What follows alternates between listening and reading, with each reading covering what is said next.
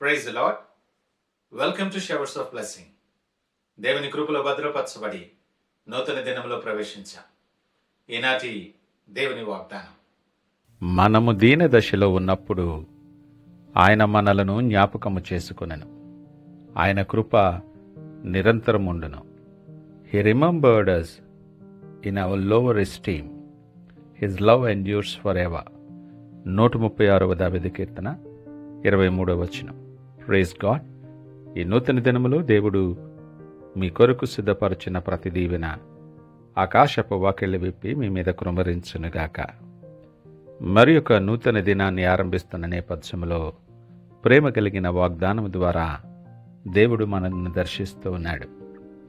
మన పరిస్థితులు ఎరిగిన దేవుడు ఆయన నామము కలిగిన బిడలను ఆయన కృప ఎన్నడూ వీడిపోదు. మన క్రియలను, తలంపులను సమస్తమును ఎరిగినవాడు. ప్రతి పరిస్థితిలో కూడా నీ విశ్వాసాన్ని చూస్తున్నటువంటి దేవుడు. ఆపత్కాలములో నమ్ముకునదగిన సహాయకుడు ఆయనే. ఆయన కృప కలిగినటువంటి దేవుడు. మన ఎడల ఎడతగిని వాత్సల్యత అతడు కృమ్మరిస్తూ ఉన్నాడు. నీ స్థితిని బట్టో, నీ స్థాయిని బట్టి, నీకున్నటువంటి ఆ నేపథ్యాన్ని బట్టి నిన్ను ప్రేమించి ఆదరించేవాడు కాదు.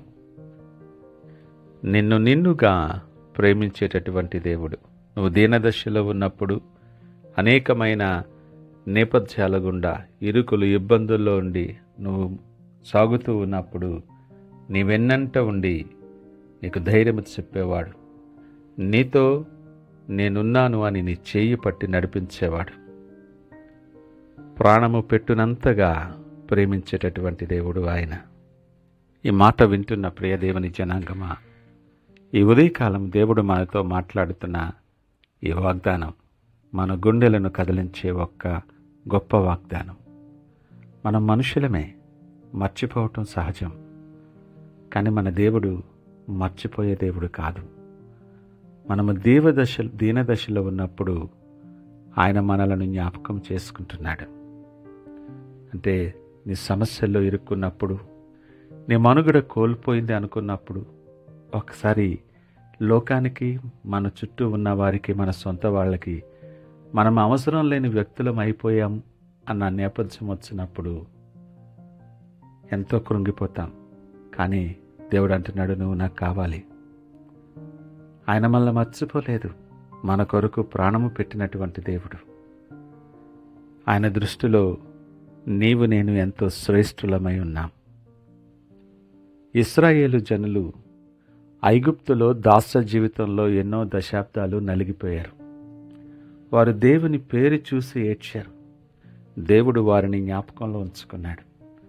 తన నిబంధనను గుర్తు చేసుకున్నాడు. ఆయన దాస్య స్థితిలో ఉన్న వారిని విడుదల కలిగించి గెలుపొందే జనముగా ఆయన మార్చాడు. ఇది మనకు ఒక బలమైన సాక్ష్యం. మన పేదరికం, బాధలు, ఒంటరితనం దేవునికి తెలియనివి కాదు. అవన్నీ ఆయన జ్ఞాపకం చేసుకుంటున్నాడు. ఈ మాట వింటున్న నీవు ఒకవేళ ఈ ఉదయకాలం ఎవరికీ చెప్పుకోలేని, చెప్పలేనటువంటి దీనస్థితిలో ఉన్నావేమో. కానీ నువ్వెవరి దగ్గరైనా దాయొచ్చు. కానీ దేవునికి కనుమరుగైంది కాదు. దేవునికి సమస్తమును తెలుసు. ఆయన నీ దీనస్థితిలో నిన్ను జ్ఞాపకము చేసుకుంటున్నాడు. నీ పరిస్థితులు బాగున్నప్పుడు, అన్ని సమస్తము మంచిగా నడుస్తున్నప్పుడు నీ చుట్టూ అనేక మంది ఉండుండొచ్చు. బంధువులు, స్నేహితులు, శ్రేయోభిలాషులు అనేక మంది. నీ స్థితి దీనస్థితిగా మారిపోతున్న నేపథ్యంలో ఒక్కొక్కరుగా నీకు తెలియకుండానే నిన్ను దూరంగా పెట్టేసే పరిస్థితి ఉంటుంది. నా ప్రియులు, నా శ్రేయోభిలాషులు, నా మిత్రుల నిన్ను నమ్మిన వారే నిన్ను జ్ఞాపకము చేసుకొనక నీవు వారికి అక్కరలేని వ్యక్తిగా నువ్వు మారిపోతూ నిన్ను దూరంగా పెట్టిన నేపథ్యంలో నలుగుతూ ఉన్నావేమో.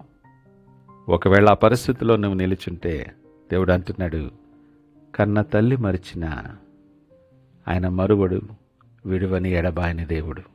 అంత ప్రేమ ఆయనకి నువ్వంటే. నిన్నుగా ప్రేమించేటప్పుడు నిన్ను విడువని దేవుడు ఆయన. నువ్వు ఏ పరిస్థితుల్లో ఉన్నా రక్షింప నేరక ఎండునట్లు నా హస్తము కురుచ కాలేదు. నా జ్ఞాపకములో నీవున్నావు సుమా, శాశ్వతమైన ప్రేమతో నిన్ను ప్రేమిస్తున్నాను. నా కృప నిరంతరము ఉండునని సూటిగా నాతో మాట్లాడుతున్నాడు. నీ పరిస్థితిని, నీ కన్నీటిని చూస్తున్న దేవుడు ఈ దినం నీతో మాట్లాడుతున్నాడు. నా జ్ఞాపకములో నువ్వు ఉన్నావు. నా కృప నిన్ను నిలవబెడుతుంది. నీ గుండె బాధను నేను ఎరుగుదు. నీ పరిస్థితిని నేను మారుస్తానని వాగ్దానం చేస్తున్నాడు. ఇక దిగిలేందుకు, ధైర్యము తెచ్చుకో. ఆయన నిన్ను జ్ఞాపకము చేసుకున్నాడు. శాశ్వతమైన ప్రేమతో నిన్ను నిలవబెట్టి వెలుగుకరమైన మార్గాల్లో ఆయన నడిపించబోతున్నాడు. సంపూర్ణమైన విడుదల నీకు అనుగ్రహిస్తున్నాడు. విశ్వాసముతో ఆయన వైపు చూస్తూ సంతోషముతో ఈ నూతన దినాన్ని ధైర్యముగా ప్రార్థనాపూర్వకముగా ఆరంభిద్దామా? ప్రార్థించుకుందాం. పరిశుద్ధుడు, ప్రేమ నమ్మకమైన మా యేసయ్య, వందనాలు, స్తోత్రాలు. ఈ ఉదయకాల సమయం మాతో మీరు మాట్లాడారు, మీకు వందనాలు అయ్యా. నా దీనస్థితిలో మీరు నన్ను జ్ఞాపకము చేసుకున్నారన్న మాట నాకెంతో ధైర్యాన్ని కలుగు చేసింది.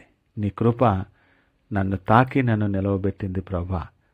ఈరోజు నా స్థితిని మార్చి నీ కృపను నాకు చూపించి నా జీవితాన్ని నీ మహిమకై వినియోగించబడటానికి మీరు సహాయం దయచేయండి. నా మార్గము మీద వెలుగు ప్రకాశింపచేసి మీకు సాక్షిగా అనేక మందికి దీవెనకరముగా నిలవబెట్టి మీరే మహిమ, ఘనత, ప్రభావాలు పొందుకోమని యేసు పరిశుద్ధ నామమున అడిగి వేడుకొనుచున్నాము తండ్రి. ఆమేన్. God bless you.